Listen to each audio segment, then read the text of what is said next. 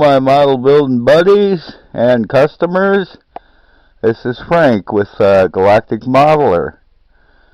And I caught some heat lately from some of my YouTube viewers and customers that they didn't like my videos because of the shitty camera I was using. So I went and picked myself up an HD, and I'm reshooting some of the videos now. This is, of course, the Seaveiw sub, a submarine that was way ahead of its time with design. I painted the sub NASA blue, which is a tester's color. And then I gave it a coat of dull coat because the NASA blue was kind of shiny. It was made for cars, but I liked the color because it wasn't too blue. You know, I've seen these painted light gray, dark gray, medium gray, yellow, everything. And the box art showed blue. So I thought, I'm going to go with blue. You know, it's like the ocean reflecting down on the sub. But I did all the characters and painted their shoes and belts and everything. We're selling a lighting kit for the Seaveiw, which now includes fiber optics. It didn't used to, but now it does, and some other goodies, which I'll show you here in a little bit. But it is an amazing model, and it's huge. You know, it's like, seems like 100 feet long.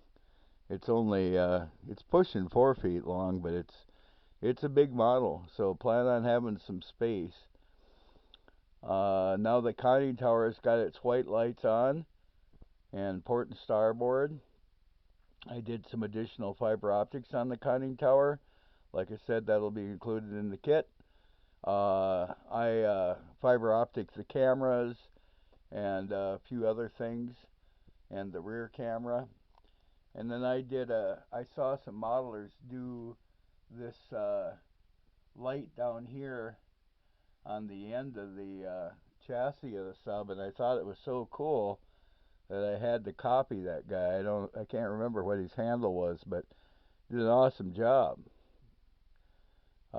Anyway, now I mounted 2 switches underneath, which will come with the kit.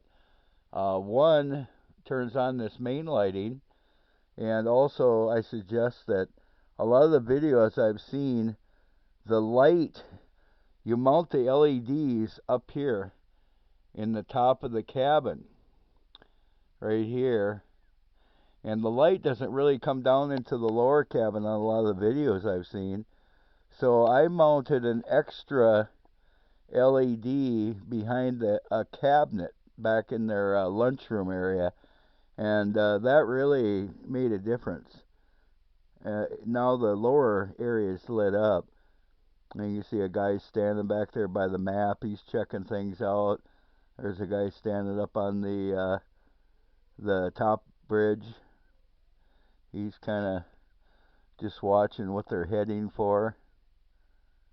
And we've got a pilot in the command module, or the command center right there, and there's a couple guys in the front monitoring their action. But anyway, now we're gonna put it into defense mode. I'll be right back. And of course, once the Seaveiw goes into the emergency mode, defense mode, attack mode, the flying sub is deployed, so it can be part of the battle. And the lighting kit includes a multi-speed light, so you can make a computer wall, as I did.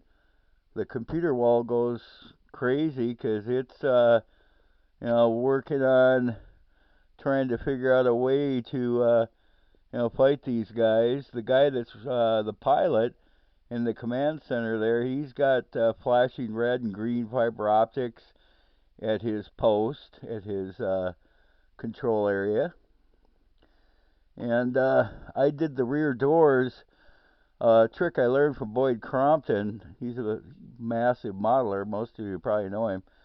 But I put milk cartons behind those doors in an LED light to give the idea that they're hallways that continue back into the sub. The kit, you're supposed to just put plastic over them and make them solid and blah. And I'm like, no, we're not gonna have boring and blah here. We're gonna have cool. I do that with most of my kits. I look at them and say, how can these be better? And that was one way to make it better. Yeah, I love that computer wall. It's just rocking. So now, when the emergency lights are deployed, or the system's deployed, of course the conning tower, it turns red at the same time, because now we're in an emergency situation, and we're trying not to get our asses blown off. We're trying to take on the enemy and crank them and win. And during this time, I did something extra, which I'm including in the lighting kit. I'll be right back. I decided that if the little flying sub can have atomic or nuclear engines pulsating and blasting, that at this point, when the Seaveiw goes into emergency distress mode, attack mode, that it needed to have impulse engines and shut down the props, turn on the high intensity blasters, and now we've got engines 100 times more powerful than the flying sub. So these LEDs will be included in the kit as well. So you can make the back of your Seaveiw not boring like other people's, because typically otherwise all you have is these Cadillac lights, and that's the back of the ship and you're done. Which is okay, but I think this is more okay. That's really cool.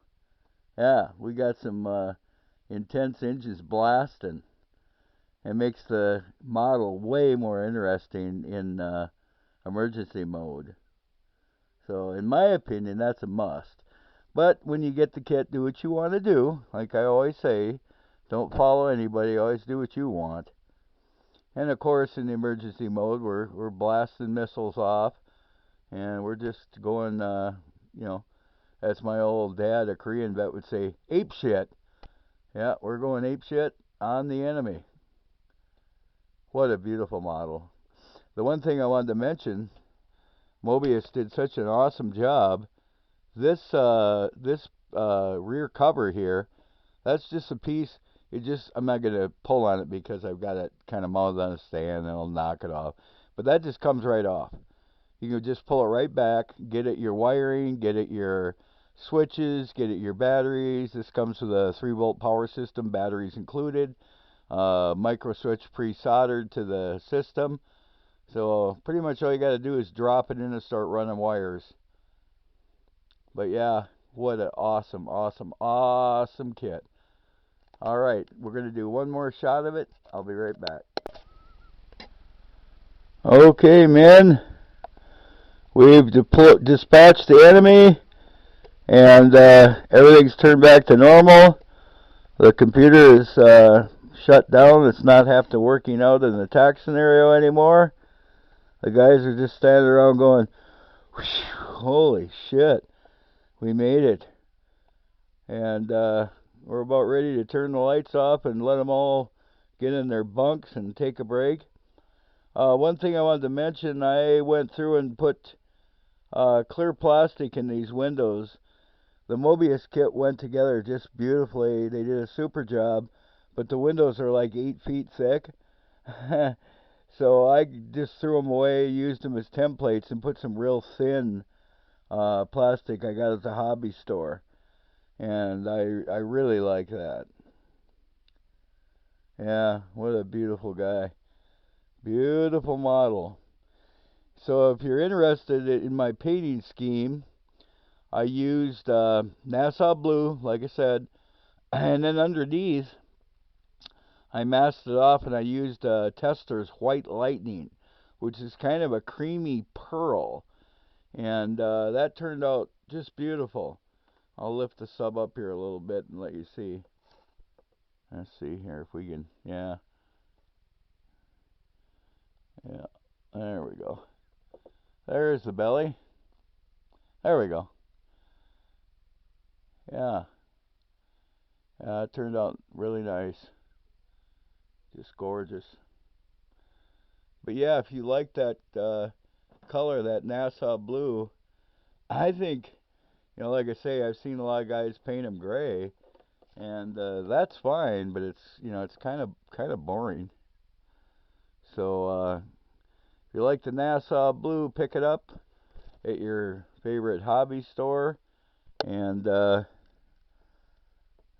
for it. So there she is.